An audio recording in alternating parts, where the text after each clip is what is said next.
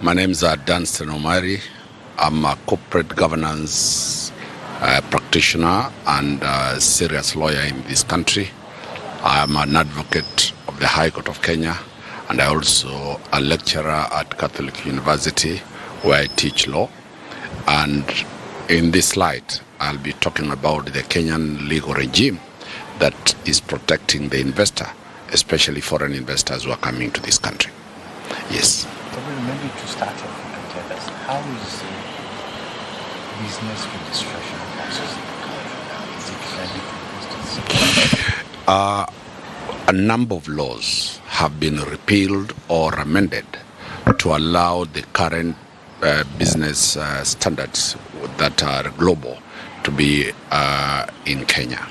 We have the company registry that has been automated, digitalized. We have almost every process at the registration of companies. 99% is digitalized. You can apply online from whichever country that you are to come and register the companies in this country too. The number of directors which were originally that you must have two, now even one person can register the company alone. Free. We have also seen the duration companies are taking to be registered has been shortened to almost less than 24 hours. If you comply with what is required, then you are able to get the companies registered. Lastly, we do not have what we used to have, whereby any foreign investor had to go several other departments of government to do their registration. Today, it's a one-stop place, and therefore you only have one call and your company is registered to do business. Equally, the company registration process being online, the certification is online, the memorandums and articles of association are online, so it has become very easy that even investors can register without the input of an advocate or a lawyer. They can directly invest themselves. So the business registration center and the business registration dispute resolution mechanisms that I'll be dealing with are up to standard, and Kenya is competitively competing with the best in the whole world. What is your take on company ownership shareholding, especially for foreign companies that want to come to Kenya? Initially there was a provision which must have this number of local directors, this percent of shareholding, and the reason had some changes. What is your take on that? Does it make it easier for foreign investors? Originally, Kenya was rigid in terms of foreign investors, putting quite a number of bottlenecks in terms of the local directorship, the amount of resources that is put here, the work permits and the immigration requirements that are required. That has changed. Today, the local company shareholding and registration can be 100% foreign. We have now allowed foreign companies to be registered directly as they are in their countries. We do not, the Kenyan laws now are investor friendly. Originally it was local friendly, but for direct foreign investment into this country, several waivers and several opportunities have been given to the foreign direct investment into this country to turn Kenya into a business hub, to turn Kenya into a place to invest by foreigners, because once the foreigners come to invest in this country, local citizens are employed, job creation, foreign exchange comes in, the branding of the country, the tourism sector, the conference sectors have benefited out of that aspect. So the laws are continuously being reviewed to allow them, the foreign investors, to come into this country and do their business. The double taxation that was there has been removed in very many of the sectors. So really, we are, as a country, positioned in this country as a hub of business, the whole of the African region. Okay. Despite the issue around double taxation being addressed, there is still this cry about the cost of doing business in Kenya. Where are we getting it from? How best do you think? The question you've asked is about foreign, the cry from? The cry from the entire business community in terms of the cost of doing business in Kenya, tax regime, how best do you think the country can move forward to make it more investor-friendly, foreign and local companies? The previous regimes went for protecting the local industry, and that local protection mechanisms brings in inefficiency and brings no competition. The current regime has liberalized quite a number of the sectors in this country and also allowed foreigners to come in and compete. The cost of doing business in this country has been a big problem, but the laws have changed to allow the cost of doing business, the cost of the input materials for production to be reduced. So in my own view, I think that the cost of doing business in the country is reducing with the time.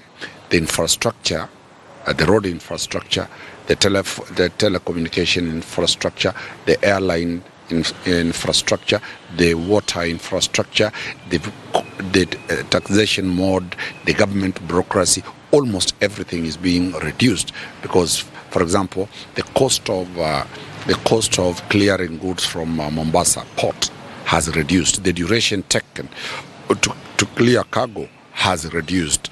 Equally, the transportation network to neighboring countries is now well done because the road network to our neighboring countries, Rwanda, Burundi, Tanzania, Uganda, Southern Sudan, Ethiopia, Eritrea, Somalia, is being worked on. So really, the government has put a lot of money and a lot of time and a lot of skill in trying to make the total infrastructure which supports business in place to allow the cost of doing business to be lower and to allow profit maximization. And that is why the Kenyan government and our president, His Excellency, the President of the Republic of Kenya, Dr. William Ruto, is now going as a first diplomat, the whole world, telling countries that want to do business here that this is the best place to do that investment. We also are proud that the labor market, we are the whole of Africa the best in terms of qualified and skilled manpower at a cheaper cost. So as much as we are outsourcing some work, we have the capacity to provide that human power, and that is why Kenyans are proud that the business environment is becoming now friendly to the businessman, and once that is done, then the citizens of the country benefit a lot. Of late, there have been this hype about Tanzania giving Kenya a run for its money in terms of attracting investments. How do you think the government, as a country, which way do you think the country should go to make sure that Kenya automatically is the regional hub to maintain that status? How best do you think the country should go? We got it a bit wrong after the elections. There was quite a lot of demonstrations on the street. There looked like political instability. That is why most of the investors decided to go to Tanzania. But very fast, the president and the leader of the opposition agreed to bring political tension down. There was also the question about insecurity.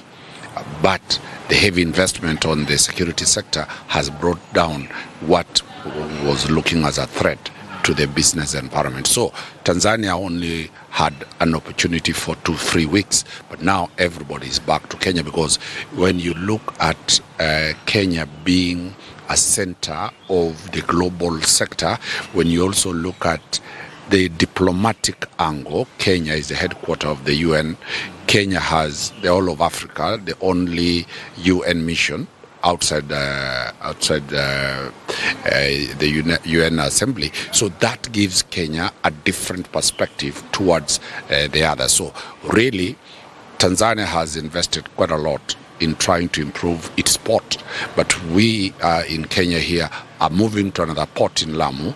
We are opening the Northern Corridor. So as an investing lawyer, it is not true that Kenya is losing business. Kenya is attracting quite a lot of massive business. You've seen the number of how many heads of states are coming. Kenya is signing so many multilateral and bilateral treaties that are aimed at business. Our destination now, Kenya sees that foreign investors are not coming for donations or handouts. The model has changed. We are partners doing business together. So as much as they're coming here, we are also exporting quite a number of goods from the region, from Kenya to other countries. So it is just a matter of time. Then because the collapse of South African business industry, the collapse of the northern countries of Morocco, Egypt, because of the uprising that was there, the Nigerian issues, gives Kenya now to be the center of business in Africa. And that is why the whole world is now focused on how will they leverage their business and interest in this country to the benefit of the foreign direct investment and to the benefit of the local population. I was looking at the National Treasury's medium-term revenue strategy, 2024-2025, 6.7, and there are a number of proposals in terms of changes in terms of taxation, repatriation of profits, and earnings and bonuses from foreign companies. I know, how best do you think the country should position itself to ensure, because we don't lose out, but we still keep this? The country must balance between the investor and the local industry. Quite a number of discussions are held at heads of state meetings and at ministerial level. There is the World Trade Organization arrangement, the treaties that are govern trade, the whole world. So really Kenya is not doing anything outside the arrangement that has been negotiated by UNCTAD, by World Trade Organization and the others. So Kenya is a signatory to those international conventions.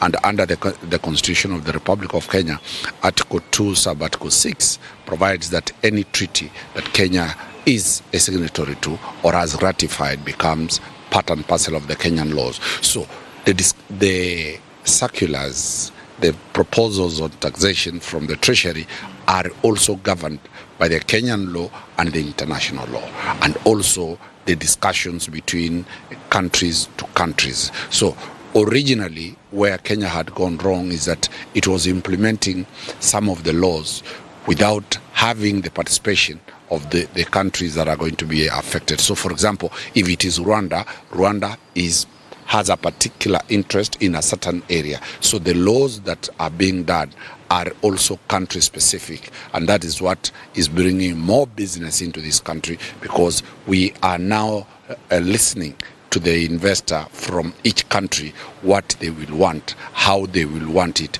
They are also listening to us as Kenyans, what do we want in their country. They are opening up markets for Kenya for goods that were not there. We must also reciprocate and give them some concessions, because the bilateral and multilateral treaties that are there allow for concessions between country to country, and that is why Kenya is taking the lead against other countries that are seated there. There is also the question that under the government of President Ruto, there is the intra-Africa trade, which was not there. For example, the airline connections between Nairobi to all African countries. Now that is what is coming. Us trading within the continent is the biggest industry, because for example, a country like Uganda, we trade out of the businesses that run internationally. Uganda is the biggest investment zone or export zone for Kenya. So really business is dynamic, and the country is positioning himself to get that advantage. Sometimes there seems to be disparity between East African legislative assembly and the regional board, like the Kenya National Assembly, Kenya's Parliament, and other regional legislative entities. And of late, you've seen the East Africa is trying to harmonize most of these common external tariff issues and taxation modules that investors feel like it's making Kenya more expensive. I don't know. What is your take on that, and how do you feel the legislators which way do you think the legislature will go in terms of harmonizing taxation return laws in the region to build that East African community aspect and to trade with the other side? The Kenyan economy is 55 million. If we are, as we are going to the East African community, we are creating a market of over 800 million people. The laws of business are, one, you protect the indigenous country, but also look at the business regionally. So very many laws are being harmonized.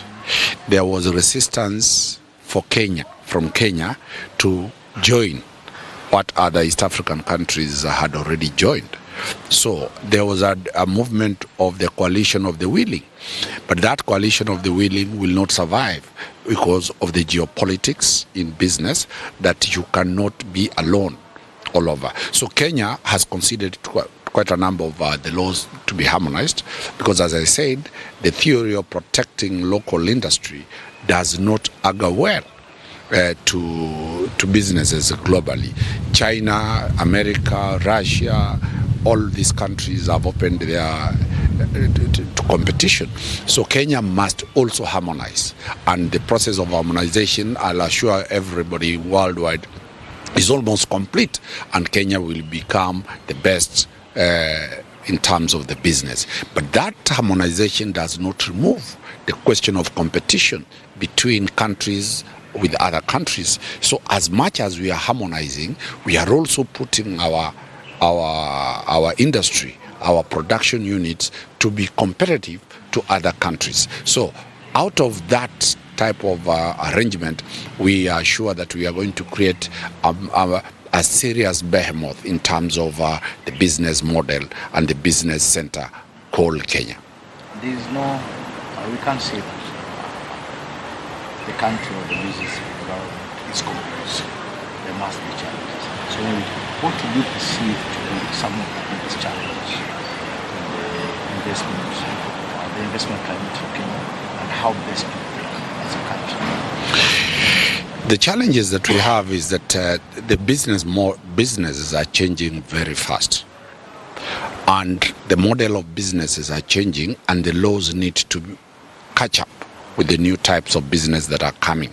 What was business 10 years ago is no longer business in this area. That is the biggest challenge that we have. Two, we have the question of the security apparatus. Very many investors want to come to a country where, one, the laws are very protective. That one, I'll assure you that under the Kenyan Constitution, we have a robust judiciary, independent judiciary that deals with that. And also the national security apparatus led by the police, the National Police Service, we have the intelligence organs are up to task. So the challenge of terrorism, originally there was a lot of fear that there were terrorist cells in coast in northern Kenya. That has been subdued. So the question of security, which was a serious threat, has been addressed, and it is continuously being addressed. The other issue that was there is on the question of foreign direct investment, and where they felt that they are being excluded or they are coming without arrangements in place. The Kenyan government has created special zones, EPZ, that they can come set up here without paying taxes. That way, the EPZ have gone round. The Kenyan government has gone to every sub-county, every county, setting up business centers. So really, the challenge that was there, and that challenge will not end today, we will continuously improve to reduce the amount of challenges as business grows. In my own view, I think that we should focus more on the success stories, but we do not ignore the small challenges that are in place. But the country is destined to take off, and this is what happened because the blueprints, the economic blueprints of Vision 2030, we are heading to achieve the vision that the country had set under Vision 2030. We have also looked at medium plan programs that are specific to sector specific, and we are now telling Kenyans that it's not only the issue about Kenya, it's about looking as a country for the bigger picture to position ourselves globally. When we look at the aging population, that is, in all the developed countries, they have a very aging population. The Kenyan population is youth. Almost 70% of the population is below 35 years. So that skill, that amount of skill in itself is a big asset. And that is why most developed countries are coming to this to Kenya, because we have the highest level of skilled manpower. Our country neighbors, Tanzania, Uganda, they have not invested in terms of human capital the way Kenya has invested in human capital, which puts it at a very advantageous position as compared to our neighbors. Going forward, what will be your word in terms of in the spirit of integration of East Africa, the legislative wise? What do you think would be the best way to go in terms of formulating policies and laws and rules that should govern businesses? Each country within the region has its own national parliament, but out of that national parliament, there is the East African Legislative Assembly in headquartered Arusha in Tanzania.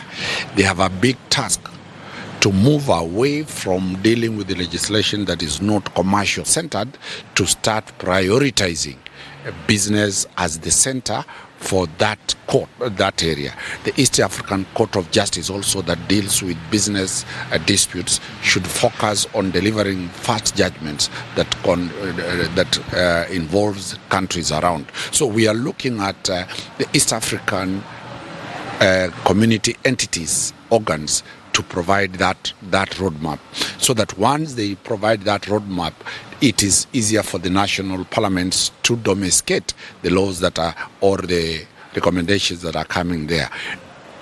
Another angle that we need to have is the diplomatic angle, because it seems the East African region has concentrated more on foreign missions and ignoring the local diplomatic angle. So let us, because Kenya has presence of diplomats within the region, the East African countries have diplomats within the region. The focus of His Excellency President Ruto right now is that the diplomats are busy, they must be busy agents for commercial enterprises wherever they are. It's no longer about issues that are not commercial. So the focus of the country is commercial based, enterprise based, and the laws will reflect that.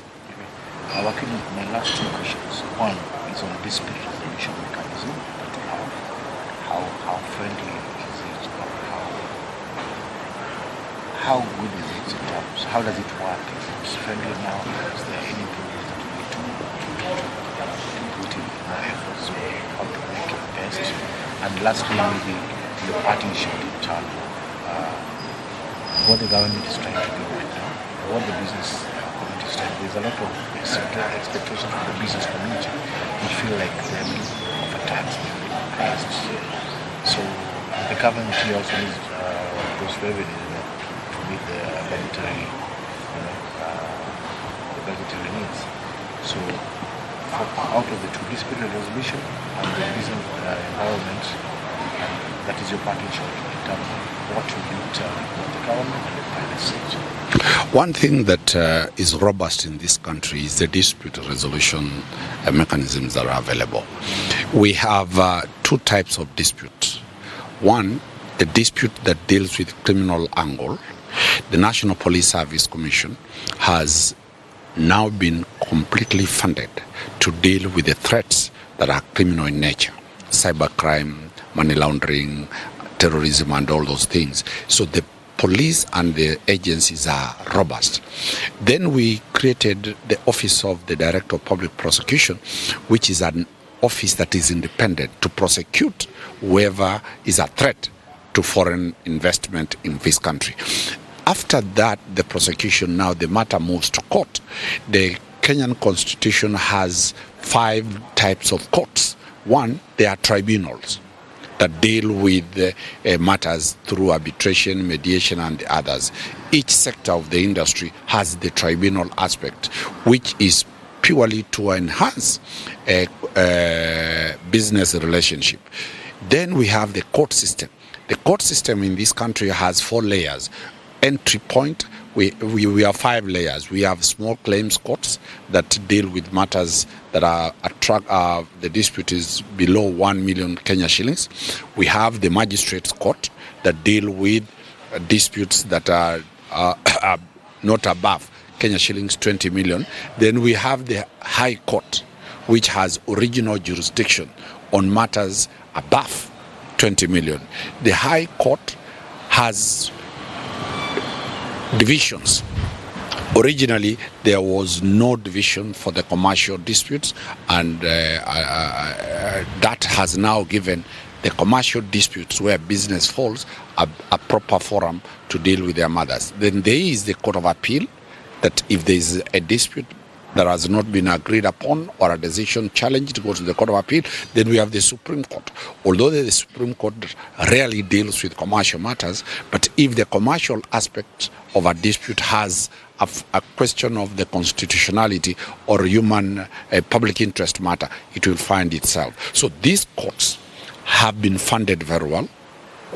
2, they have gotten more staff. Judicial officers have been recruited to be able to deal with the commercial disputes that are coming. So the backlog that was there on disputes, a matter could be in court for 10 years, for 15 years. Now the duration from the directives of the Chief Justice is that no matter shall be in court for more than 3 years. There must be a determination within that. That has pushed quite a number of the amounts that were locked up in court freed for the business entities to work. We equally have private, that's the lawyers. The Law Society of Kenya has expanded to have more than 25,000 advocates who will be able to provide legal services within the region. Under the Law Society of Kenya, there is arrangement to bring in, and they have been allowed any type of advocate from other countries can apply to the Law Society of Kenya to come and practice in this country so long as they meet the qualifications. So the dispute resolution mechanism is so vibrant. It's so vibrant. And the devolution of the courts to the local places where foreign direct investment are investing in the local places, they don't need to come to Nairobi to resolve their matters. The high courts are stationed now in every county, the 47 counties in this country. So really the dispute resolution mechanism has gone up. Kenya is also a signatory to institutes of chartered arbitrators. So those that are global are part and parcel of the Kenyan legal mechanisms on resolving matters business. So the dispute resolution mechanism is vibrant. Equally, any decision from the high courts from other world outside the country, when they come to the judgments here, they find out that the local courts, through the mutual reciprocation business, that judgment will be adopted as a Kenyan judgment. So really, I do assure every investor that the legal regime for dispute resolution is apt. On the last issue, which was about, what was it? The way forward. The way To make the country more attractive. The way forward is that the country must continue to invest in innovation. The country must move forward to forget its past and look for the future. The country must open up to countries that we were not doing trade with. The country, Kenya, must now be a center by virtue of us pushing our agenda very, very aggressively and marketing the country forward and making the environment easy. As a Kenyan, I appeal to every, and I assure our people are friendly, our facilities are up to date, Our environment is our business environment is the best in this region. The security of your investment is assured. The legal regime is intact. The business environment is intact.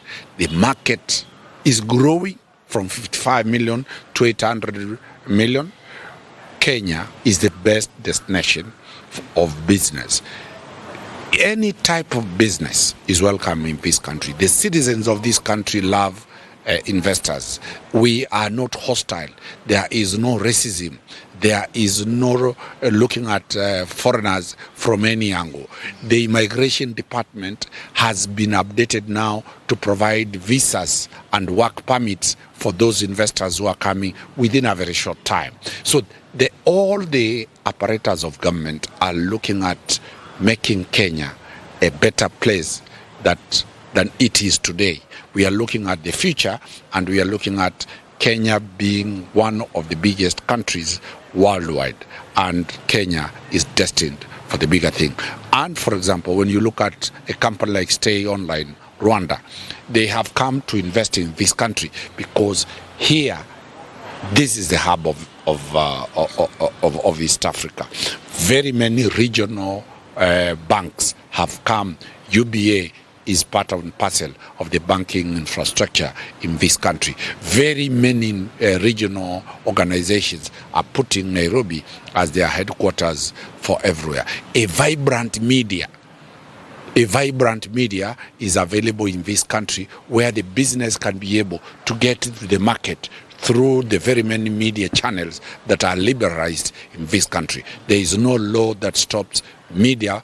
There is no law that gags the media. So the media is very critical. For any malpractice, the media is allowed to air the story and educate the people.